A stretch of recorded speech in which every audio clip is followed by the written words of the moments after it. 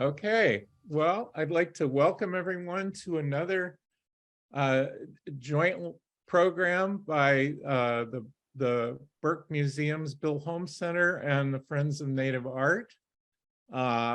If any of you don't know me, I'm Bob Moore. I'm the president of Friends of Native Art, or FONA as we like to call it. And if some of you are here through your connections to the Burke and haven't heard about Friends of Native Art, we are a Seattle-based organization of people who are enthusiasts of Indigenous art, particularly art of the Northwest coast of North America.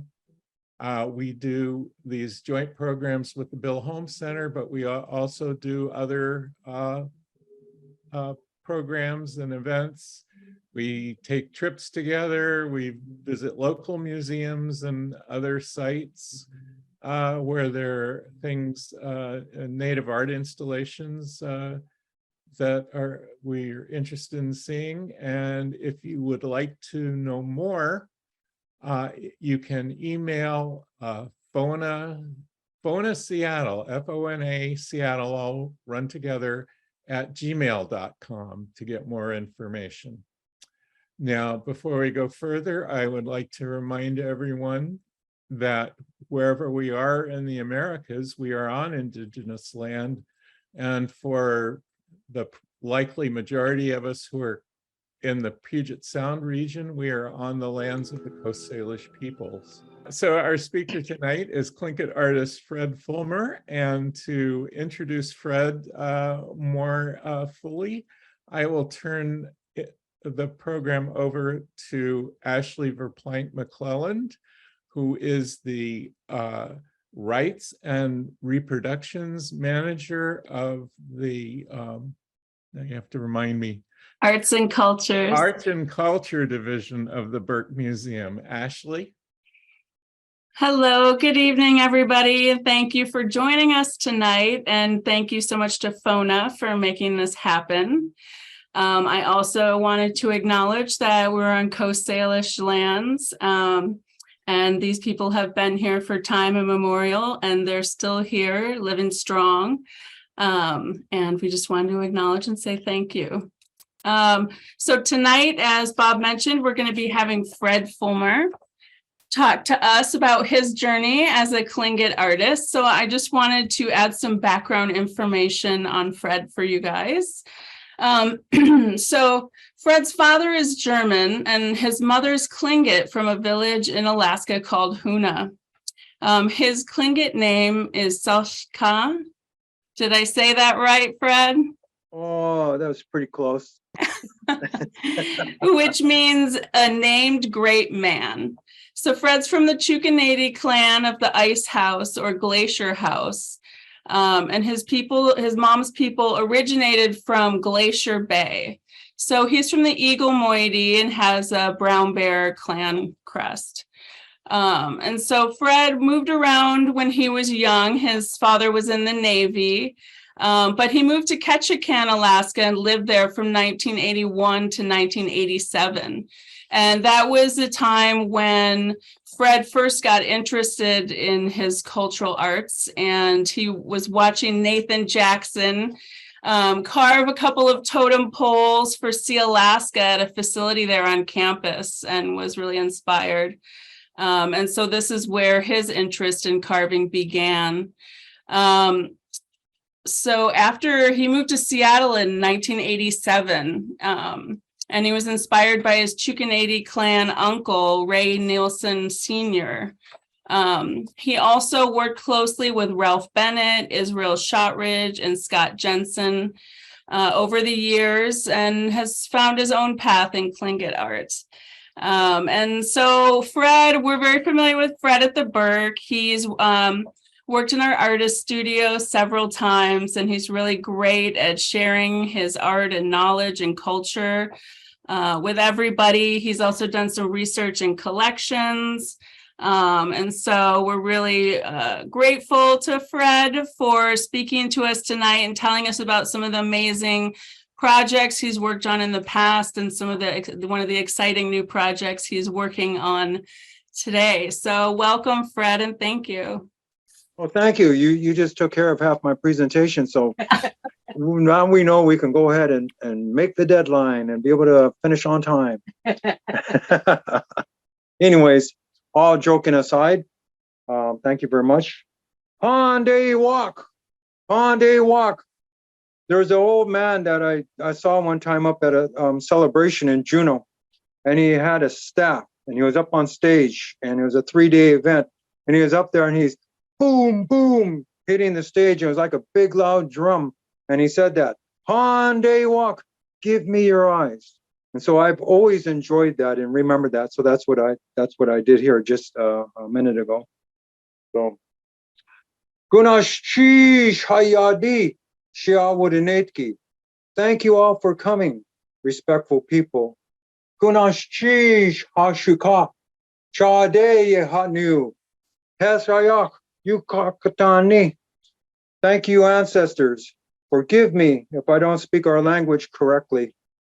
Gunash Chish Kosh Salish Ani Anyakusani.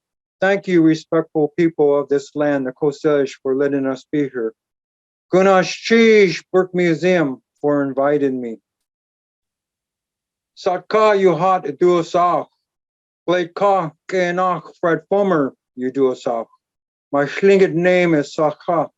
My English name is Fred Fulmer. Chukanedi Nahatsati. Huna Kawu Ayahat. Sit Iti Gai Kwan.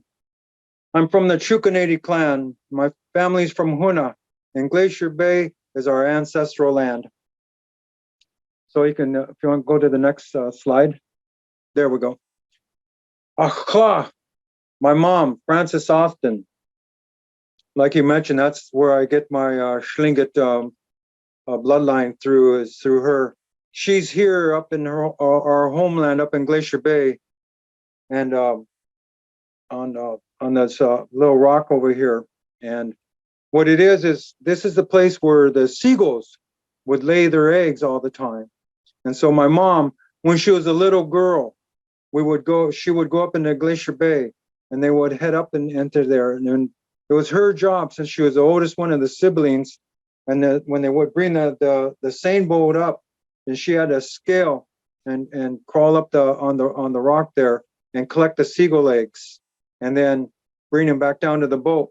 My uncle said that we had to poach our eggs twice in order to be able to eat them.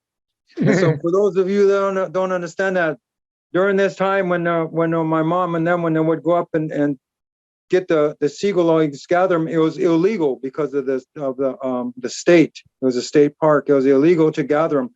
So they'd have to go up and poach them before they can take them home and poach them and eat them. And so that was one of the things that we always did, because they had gathered seagull eggs there for thousands of years. Next slide, please. This is my most recent large mask that I had finished carving, and it's about how the Chukanedi earned the rights to use the devilfish as one of our clan symbols. And so what I want to do is I want to take you on my carving journey from where I started, how I got inspired up to the present time, to this mask and the one that I'm currently working on right now. So if you go to the next one. In the 1980s, moved up to Ketchikan with my family at that time, with Ivy and our young kids, and went up there, and we got to, up in Ketchikan, it was just really rich in culture and rich in, Tlingit, Tsimshian, Haida heritage all around there. There's totem poles all the way from Totem Bight all the way up to Saxman and everywhere in between. We got to witness totem poles being raised in different cultural events. Our oldest daughter, Yolanda, joined a dance group, a kids dance group, the Kishan Dancers, led by Esther Shea and Lorena John. I was going to a diesel school there at the Ketchikan Community College. And during that time, Nathan Jackson was carving those house posts, the Eagle and Raven one there. And so I'd go over there, and during my time off, or during some times in between, and I'd go and watch Nathan carve, and I'd try to strike up a conversation with him from time to time, and all he would do is grunt. And I'm going, okay, well, he's got a lot of work to do. So anyways, that's pretty much the most he would get out of Nathan. Well, during the winter break in December, I went up to Huna to go hunting. And on my way back, I seen Nathan getting on the ferry boat as well. And so he looked at me and he goes, well, what are you doing here? I said, well, this is where my mom's family's from. I'm up here hunting with some of my cousins. And I said, well, what are you doing here? And he goes, well, I'm up here with a friend of mine. I'm hunting as well.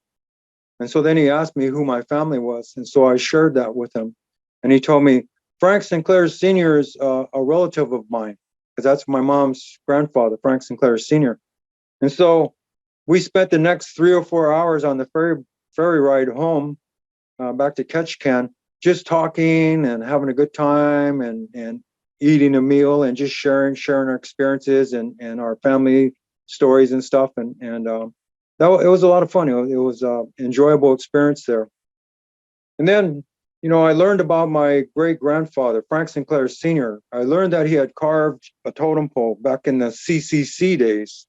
And that totem pole was for the Occoquan people. It was the Yachty pole, the Big Dipper pole. That totem pole was a totem pole. That was the one that inspired me to really learn to carve, because I wanted to learn and experience. So since I didn't get to know who my great grandfather was, I wanted to share the same experiences that he did as a carver. And so I was going to ask Nathan, because I was living in Ketchikan there as well, and I was going to ask him if he would help get me on the road to carving and teach me to learn so I can start learning how. But my mom was having some health issues at the time, and she's living down here in Washington. So my wife Ivy and I, we grabbed our family with our 4 kids, and we moved back to Washington. And while I was down here, I learned that there was a Tlingit man, and he was teaching carving at the Edmonds Senior Citizen Center. So I called up down there, and I got the phone number, talked to him. They gave me his phone number, so I called him up and talked to him. Found out he was my clan uncle. His name was Ray Nielsen Sr., and he's a Chukanady from the Iceberg House, just like myself, and from the Porpoise clan. Now remember that, the Porpoise clan, because I'm going to bring that up later in the presentation. But anyways, Ray went ahead, and our family's members, those of us that could make it, we started going over there because he was teaching once a week. And we started learning how to make carving knives. So he told us, well, go to the hardware store and get these hacksaw blades. And then he told us how we can heat them up and sharpen them and make knives. And so we did. And then he said, get a big block of wood. And so I got one of those, and so started practicing how to carve V grooves, crescents, trigons, ovoids, and things like that. And so I was getting pretty comfortable with that. And so I wanted to move on and move forward with that. So if you go to the next slide. So I went to the neighbor and got a piece of firewood from him, brought it home, and I drew this raven on there. And then there's a little silhouette of the mountains and some the scenery and some birds flying in the distance. And so I started carving this raven on there and painting it up. And while I was doing that, our oldest daughter, Yolanda, a friend of hers from school, came over and she was checking out what I was doing. And I showed her that she asked me what I was carving. I said I was carving a raven. And she goes, and then she says to me, go to the next slide. She goes, that looks like a toucan. And I said, that's not a toucan, it's a raven. And then I'm looking at the toucan, and I can see that it had this big, wide beak. And so I thought, my gosh, she's right. And so go back to the other slide. And so I went ahead and I started making adjustments to it and start carving it down to make it look more like a raven. And so, can you see me at all in this picture? Yeah. So this is the way I have this piece now. I have this in my home, like you see it on the screen there. Okay, you can move forward a couple of them. So Ray ended up getting some wood, some cedar wood, and passed them out to those of us in the class. And the one on the left is a wolf. And so we got the wood and we started shaping it, and we put this the pattern on there, design that Ray let us use, and started carving that. Well, this is the first real thing that I carved, and it was, I remember like it was yesterday. It was real scary, learning carving and going down and going into the wood and worrying about whether you're going to go too deep or if you're going to ruin it or cut something off of it, or just, you know, it's those kinds of feelings, and those feelings of learning, those are real feelings. And so I remembered that. But as you can see there, it looks like I made it through okay. So when you take a look on the right, it's the Gonan Cadet Sea Monster pole, and this is my fourth one that I carved. So this one is starting to get more and more of my influence on it, or my style of compared to the first one. But Ray used to refer to this pole as the Wicked Mother-in-Law pole, or the old Wicked Witch pole. And if you're familiar with the Gonan Cadet story, you would understand what I mean. And if you don't know that story, go look it up. Anyways, I was with Ray, carving with him for maybe a year and a half or so. And because when I caught up with him and started to learn from him, he was getting to be an elderly person in his old age, and he was ill, and so he passed away. Give me my water. And so that was a sad day for the Chukaniti clan. It was a sad day for his family and my family. But our family is very grateful that we got to meet his family, which were our relatives there, and be able to spend time with them. I'm very grateful that he was able to teach me carving, and because he was the one that got me on the path of learning how to carve. Next slide, please. So then I learned that there was a Alaskan guy teaching carving down there in Redmond on the slough at the old Dudley Carter place. So I went down there and met with the guy and started talking to him. And his name was Ralph Bennett. He's a Haida carver. And I told him about my experience and what I'd like to do. And so he signed me up on Saturday classes. And so we started carving, you know, like model totem poles, masks, paddles, things like that. I ended up spending a few years with him. So I was doing a lot of different carvings, whatever come along, making shukiyat headdresses, making things for our regalia for our family, all, you know, different things like that. And so my mom had a cousin that up in Huna, and he harvested a yellow cedar log, yellow cedar tree, and he sent that down to me over in Kirkland, Juanita area. And so I got a hold of Ralph, and I said, hey, would you want to come over and work with me on a totem pole? And so this was a apprenticeship pole. And so he came over, and so we stripped the bark off of it and started prepping it, getting it ready for design. And he asked me, what do you want on it? What is it that you want? And I said, well, I want to honor my mom. And so I want to put an eagle on top and a brown bear on the bottom. And so then we started discussing, okay, what will we put in the middle to fill it up? And we talked about that. And I said, well, I think it'd be a good idea to put the killer whale on there, because they're all around here in the Puget Sound waters, all the way up through Alaska. So that's what we did. I started doing that, start roughing it out like that. Well, as life goes on and things, you know, people have different things that they got to go and do. And so Ralph had other things that he had to go, he left and he had to go take care of and do. And so I was carving on this myself. And at this point, it's probably not even halfway carved yet. And so I'm just working my way through it from time to time. And then Ivy and we moved to Carnation. And while we're there in Carnation, Ivy asked me, she goes, hey, could you have this totem pole carved and done by your birthday, which was my 50th birthday, and in July? And I said, yeah, I think I can do that. And so we decided that we were going to do a totem pole raising and my birthday at the same time. But I didn't carve this pole for my 50th birthday. It was just a totem pole that I was carving. And so I went over and I went up to the Snoqualmie tribe, and I went in on one of their meetings that they had there. And then I was able to stand up and introduce who I was and what I wanted to do, and that I had this totem pole that I'm carving. And when I get it finished carving, I was up there to get their permission to raise a totem pole up on their land. And they said, yes, you're more than welcome to. And so then I told them I'll let them know when get it finished and set a date, because I wanted to invite the members of the Snoqualmie tribe.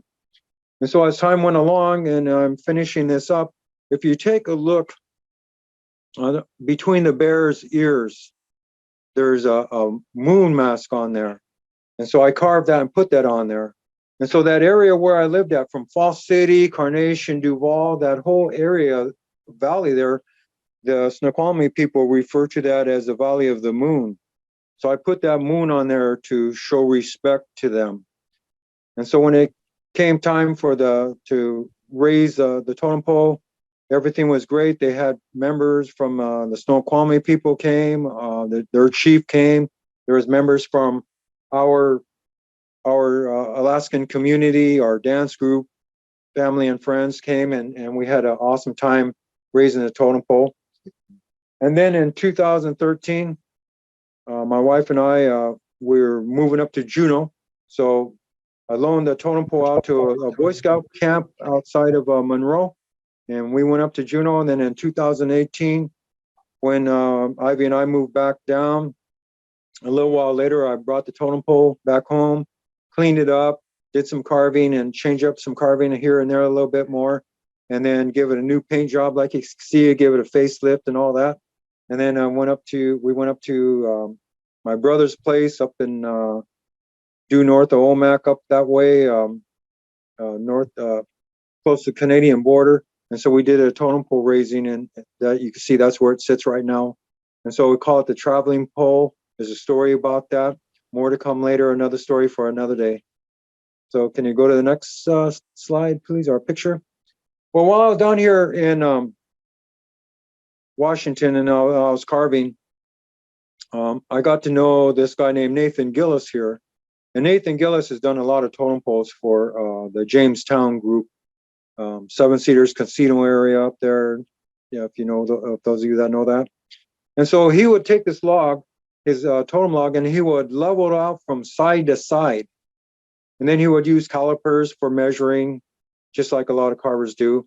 But what he did was he would use a vertical, horizontal laser, and he would set it up. And so if you go up to, like, pick a spot on the eye of up on there below the ego there, and he would measure that down. And let's say it's 8 inches on one side, and the other side that he's carving down, like the side where I'm working on, and want to measure and see where I'm at. So you would measure with the ruler, because you have that vertical horizontal level laser light, and then measure. And if it's 6.5 inches, then you know you got to go down 1.5 inches. And that's what he called his same side machine. And so I use that today in the carvings that I do. Oh yeah, and then also he was telling me that hey, it'd be great. Why don't you come over? We'll both carve on there. We'll give each other pointers. We'll help each other out and teach each other carving. And I told him, well, I don't think that's going to be an even exchange, Nathan. I'm pretty sure it's going to work out like I'm going to be learning from you. And that happened. He was a great teacher, and I learned a lot from him. So let's go to the next slide.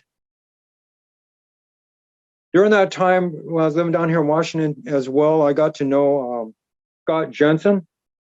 And Scott invited me up to be a part of some of his workshops that he would do. And then I went up there on my own at times, and so started learning how to make masks and shuckyuts and different artwork like that. Well, while I was down here in 2004, my mom passed away. And so I was talking with my auntie around that time, Lily White, and she asked me, Freddie, do you know how to carve? And I said, yes, I do. And so she didn't ask me if I'd be interested, would I consider, or would I think about what she was going to say. She went for the directive right there. She goes, Sonny boy, you need to carve our pole and bring it back home. And so I said, okay, auntie. And when we got off the phone, I called my uncle Ken right away. And I told him, I said, hey, uncle, I had a conversation with Aunt Lily, and this is how it went. And he says, well, you know what you got to do then. So I kept that in the back of my mind of that's something that I need to pursue. And I shared that with Scott Jensen, told him about it. So moving forward to 2014, Ivy and I, we had moved up to Juneau. I'm living over in Huna doing some carving over there, waiting on Coast Guard credentials. And so I'm just having a good time, spending time carving over there. So I learned that the other Chukanady carvers there, that Lily White had talked to them too about carving our clan pole, the Coons pole.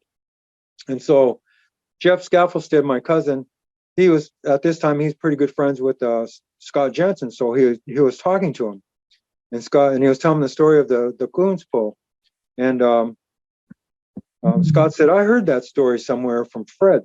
And so we all got together and kind of talked and collaborated. And Scott said that he had a log, and that he would donate the log in his carving time in his studio.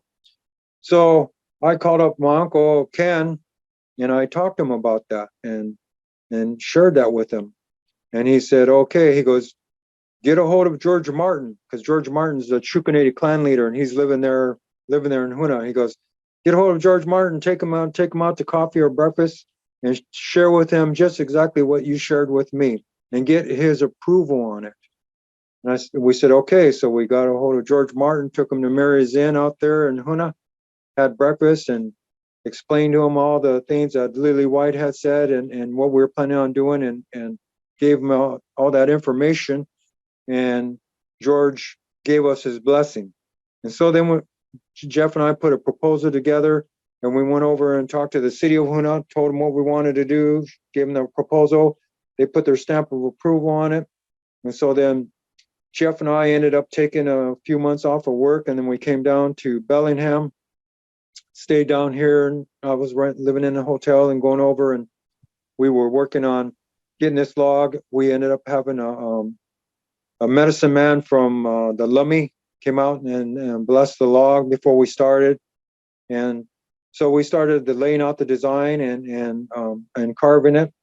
And after a little while there, then Jeff and I ended up having to come back up to Juneau and go to work. So Scott ended up doing finishing up the carving and then sending it up. And in 2016, this is where it stands today, and what they call Spud Creek, but it's the Coons pole. So that was a fun opportunity and an honorable one too. So if you want to move to the next slide.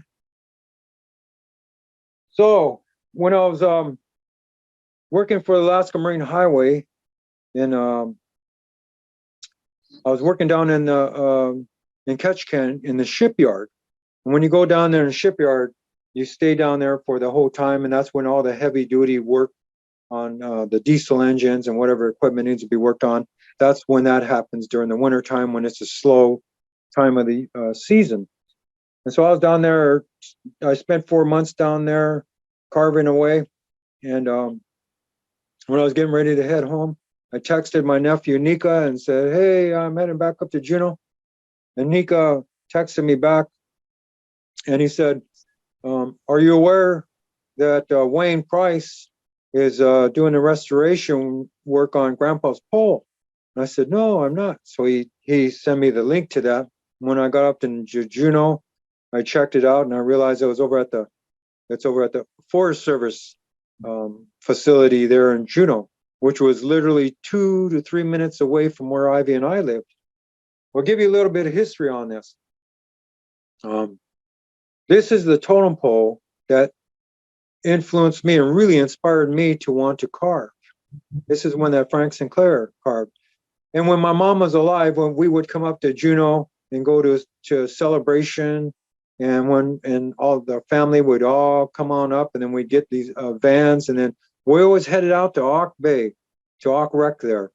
And we'd all pile out, and we'd be picking up all the garbage around there, picking up the branches and pulling weeds and all that, getting it all spruced up until my mom was happy with it.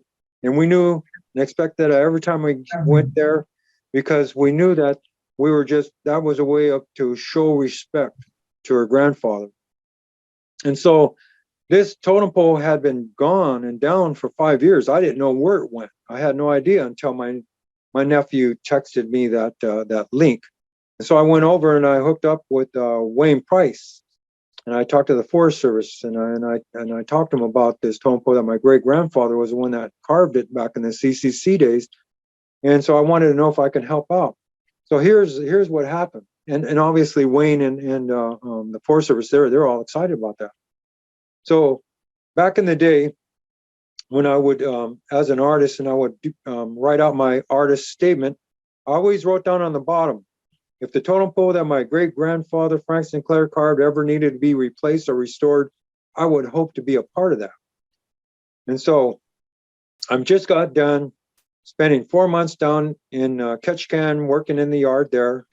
I was getting a month off of work, and I came home and I had a month off, and I got to spend that whole month helping and working on restoring my great grandfather's totem pole.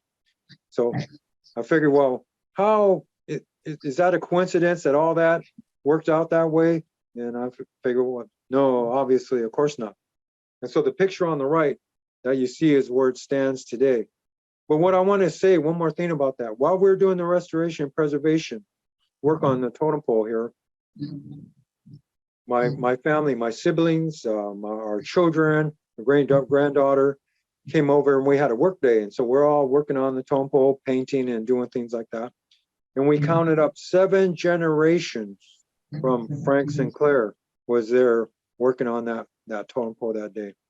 And so my oldest daughter, Yolanda, had spent a lot of time helping paint and work on this totem pole. So while I was down in Ketchikan working in the yard, on Saturdays, I would go over and I would hook up with Nathan Jackson and do some carving over there and hang out with him. Well, he was telling me that there's a project that was going to be coming up in Juneau for the Gold Belt people, and that he will be a part of. And he told me he'll let me know to check it out. But he wanted me to be one of the carvers on that. So I kept my ears open for it, and Gold Belt ended up posting a call for artists, and the project that they were doing was called A Time for Healing. And so I went ahead and submitted my paperwork and went through the interview process and was selected as one of the carvers on there. Nathan was the one that did the design for the project. Mick Beasley was the lead carver. His brother Rick came on and did some of the main, couple of the main faces that on there. I was brought on as a carver. Herb Shakely, Elijah Marks, and Jeffrey Osiris were brought on as apprentices. So this project went on. It took 10, 11 months to finish up. And then we did a totem pole raising. And where you see me standing next to the pole there, that's over at Gastineau Elementary over there on Douglas Island. And once after the totem pole was raised, all of us carvers, we stood back in front of it and looking at it. And Mick Beasley, he makes a comment. He says, "It reads well." And I said, "Yes, it does." And so that was an awesome project to be a part of. And I got to hook up with some other carvers there as well. And so right here, this picture that you see here, oh, you can go ahead and move back. Chuck Smythe works for the Sealaska Heritage Institute. And so he was putting a curriculum together of learning how to make halibut hooks and to fish them. And so there's an employee there, Donald Gregory, who works with them closely as an artist as well. He had like 50 halibut hooks already under his belt. So the grandfather and the grandson that was up there, Thomas George, and Donald Gregory, were putting on this workshop. And we're recording it because, like I said, it was a curriculum was being developed out of that. So the 2 halibut hooks that you see on the right, those are the ones that I made. One in the back is an octopus, because that's one of the favorite foods of the halibut. And then the one in the front is a brown bear. So that was awesome because I was a part of the Shlotsini, I don't know if I said that right, Shlotsini program. And so I got to be a part of those different projects that would come up You can go to the next one. Okay, this is kind of like a busy picture here. On the left, the one in the center, you see a cedar hat. And that cedar hat, when I was working with Wayne Price on my great grandfather's totem pole, Wayne, he asked me one time, he goes, "Hey, do you want to learn how to make a hat?" I said, "Yeah, sure." Well, he had his eye on this block of cedar wood. Well, red cedar does not grow in Juneau. It grows down south, like Ketchikan, Prince of Wales, and all those areas like that. And so he had his eyeball on this. And so I said, sure. So we went over and drug this block of wood out of the firewood pile. And he borrowed a chainsaw. We chopped it up or cut it up a little bit. And then we started learning how to started making these hats. And we're doing it by hand. And then that was fun. And so one of the archaeologists that was the head of the project there, she's seen us working on these hats, and she was a little bit upset about it because why aren't we working on a totem pole? And Wayne said, well, there's some points in there where we have a break where we can't do anything else because we're due to the protocol that the Forest Service has on preservation. We have to spray different solutions on the totem, and so it has to sit there and soak it and dry.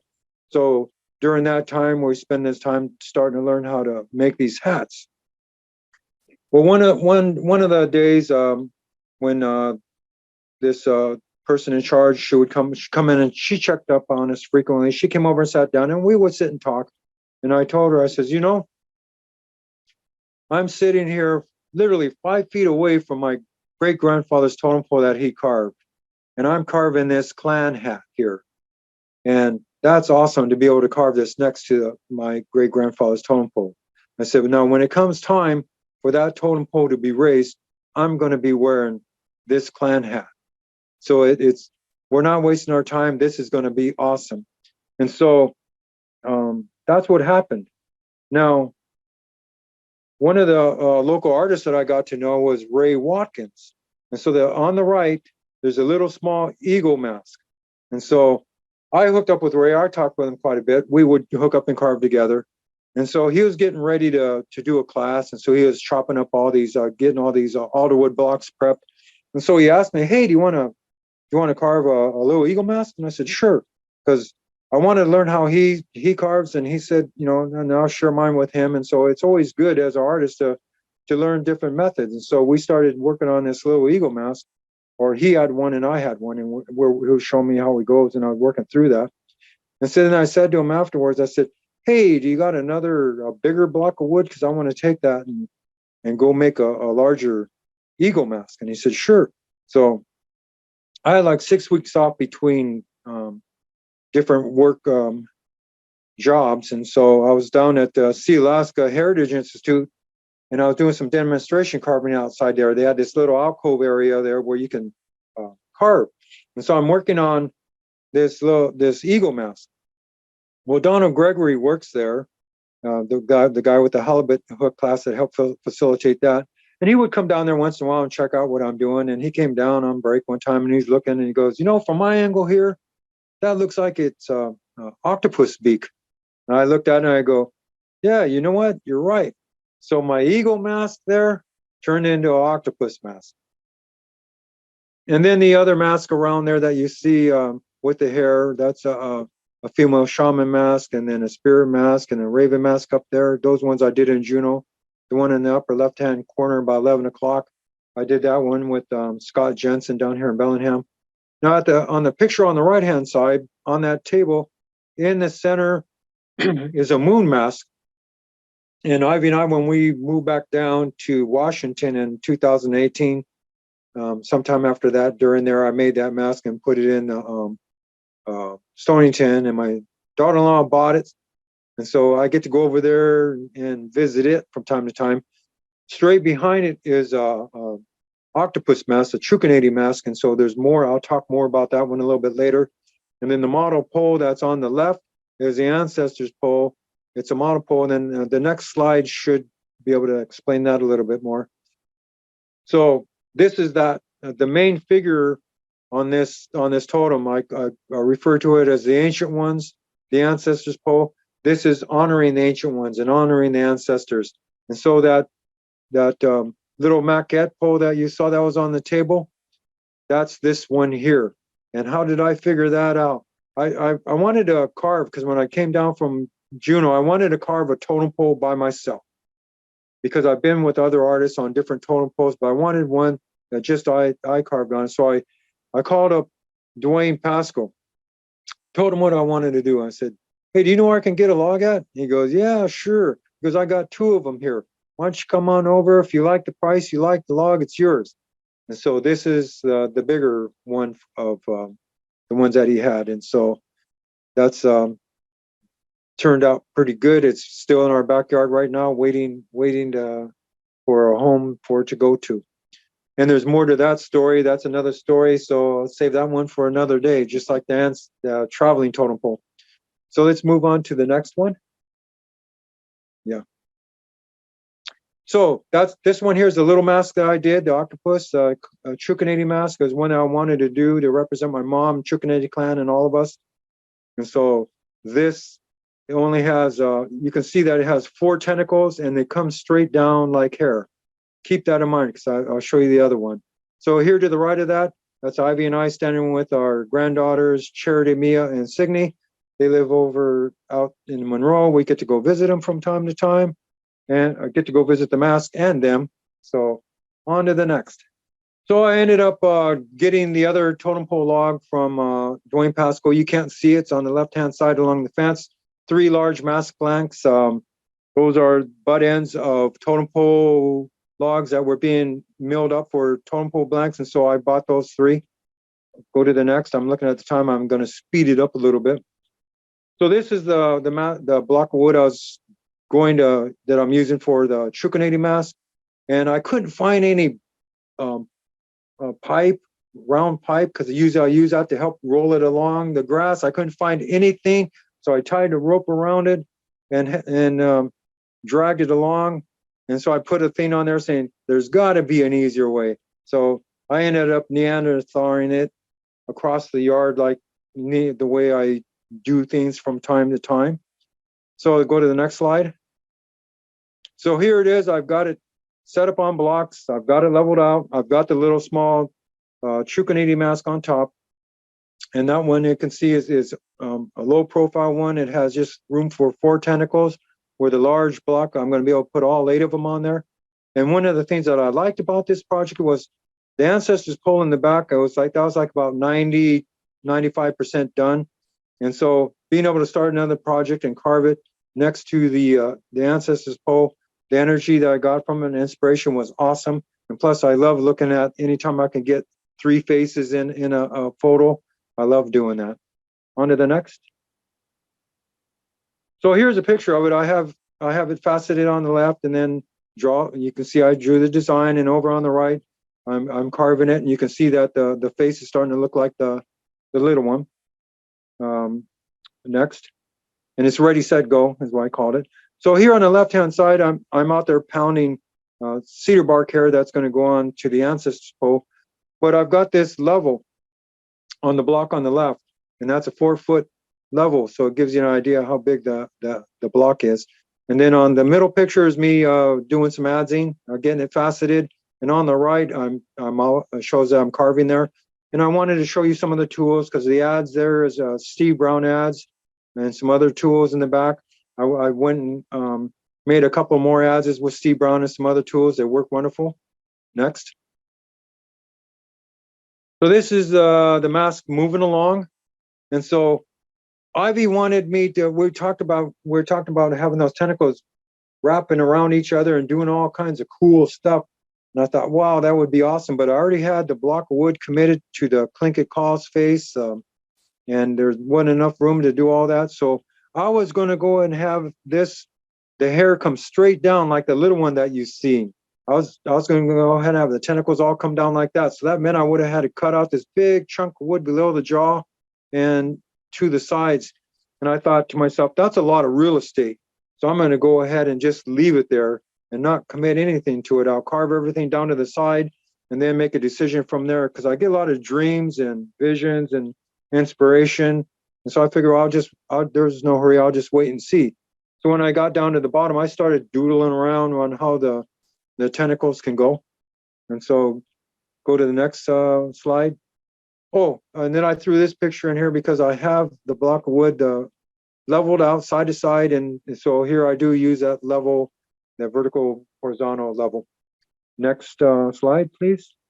So here I carved up the right side pretty good. You can see that where you see the light coming through on the left picture, that's the negative spaces there. And so I had carved this, and I like taking pictures at daytime and nighttime. I like to play with light, take pictures from different angles. It's just something that I love to do. Well, on the mask, the reason why it's able to stand up is because a good part of the left side's not carved away yet. So go to the next slide. Okay, this is another day in the time and nighttime. I took pictures of me carving there. So at nighttime, I'm over here carving, and you can see the little prototype mask on the totem pole there on the nighttime one. Next one. So I turned it over so you can see I'm starting to matching up the left side and get that all balanced out. And so here again, you see three faces, two of on the ancestors pole, and then the devilfish mask. Next one.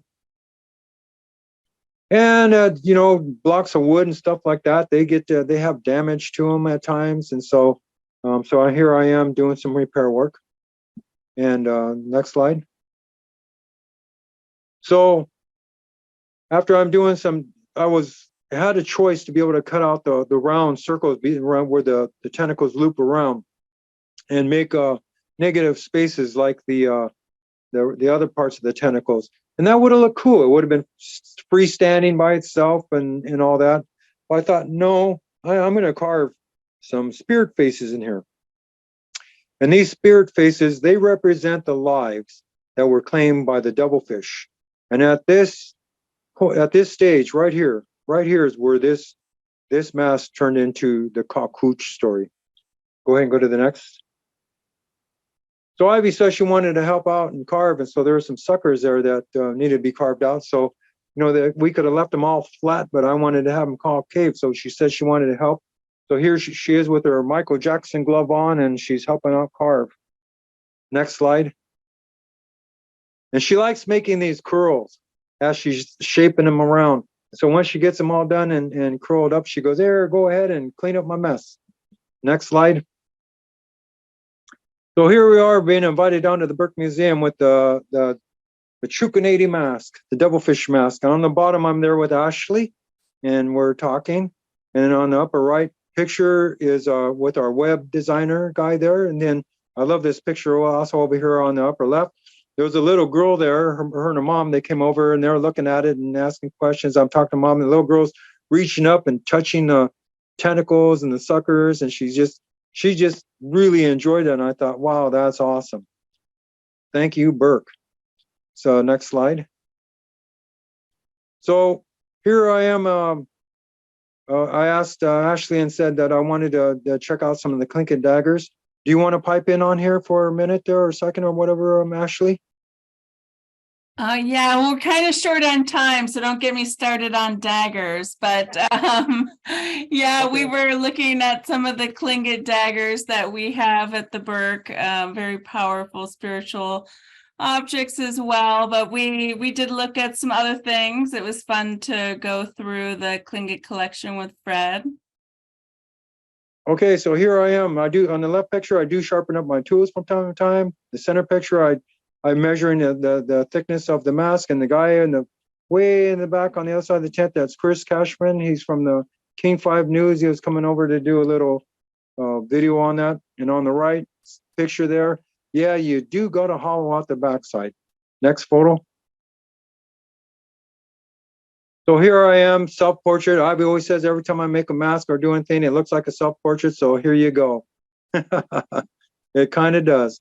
And so next slide. So Ivy and I are holding the mask up now because I got everything hollowed out more in the back. And so people come over and we share with them. Next slide. Here, my son was coming over and helping working on doing some carving. And so we stopped for a Kodak moment. And so I was telling him, hey, this looks like more of your self-portrait. So he chuckled. On to the next slide. And so now it's time to paint. So everything's done. Everything's carved, all the suckers and everything, all the abalone's on there. Now it's time to paint. Next slide. And so on the left, I got the black and the red going, and then on the right, I got all the Tlingit green. Next one. I like doing collages, so there you go. Next slide. And this is me with the finished product. Can I see what's on the next slide?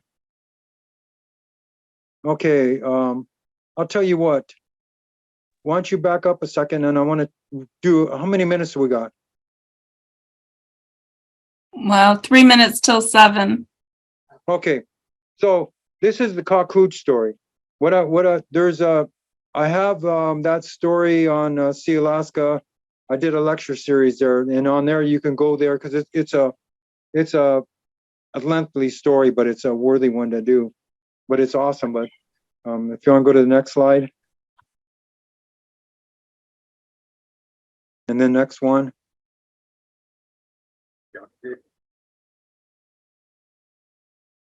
Oh, so here's some. I had the mask scanned, and so here's the scan of it, and then the right picture is a composite replica and a bronze replica. They're 15 inches tall. So next slide. Okay, so this is my current project, and so the what you're looking at here is a Tlingit face, and what's on top is going to be a frontlet. So go to the next one. And so I've got a picture of me carving it down there on the bottom left, and I'm going, yeah, sometimes I do sit down on the job. I'm sitting down on the job, and on the right hand side is me starting to rough it all out. Go to the next one. And so here I am. I've got the frontlet, the bare frontlet up on top middle, and then the Tlingit face. And then you can see, and I have these clamps that are clamping the frontlet to the block of wood to the mask, the main mask. Okay, so here's the frontlet that I'm making there. That you see that the Tlingit wearing, the bear. And this is a shukiat. And so, and it has the ermine and the train and everything like that. And so what I want to do is explain a little bit. So go back to that one picture where it's all hanging, or the 3 pictures of the mask on the, there you go. So that's what this is going to be. The bear you saw on my dance, the shukiat headdress, and the sides there, you see I'm going to have ermine wrap around that, cedar bark hair coming down below the hat on the sides of my face. And we're going to make a train that goes all the way around. So and there's going to be ermine coming all the way down the back. And we're going to put this on a pedestal. And so it'll slowly spin around. So it'll be a Tlingit call wearing a shukiat headdress. And so that's what the project that I'm currently working on, I'm looking forward to when it's completed. There. I'm glad I sped up a little bit. Nice work. Fred, thank you very much for a really interesting presentation.